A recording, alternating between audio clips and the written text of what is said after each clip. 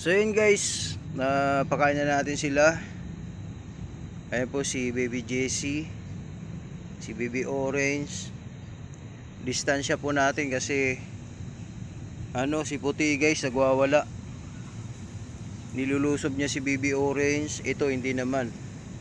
Tapos si Orange Boy ayun sa dulo.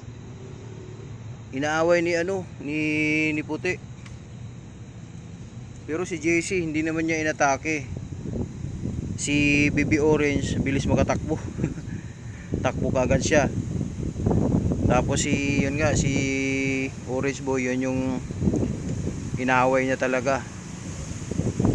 Then yan si Puti.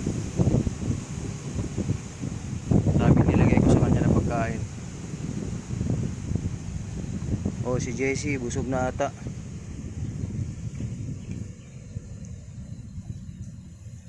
Yun po yung hapunan nila ngayon. Napansin nyo ba? Distansya ang inano ko.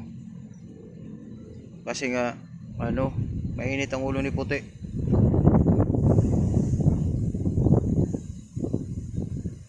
Oh, pangalawang na nila, sabay sa kain. Oh, ito, Baby Orange oh. Oh, dito. Ano mo na yan? Si Baby Jessie, ayun, busog na yun. Si Orange Boy sa dulo. Grabe ang tapang ni Puti.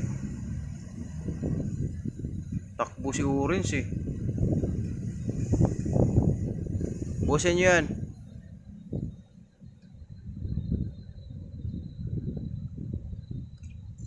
Yung dalawa natin, ayun si lakas na kumain ni Baby Orange.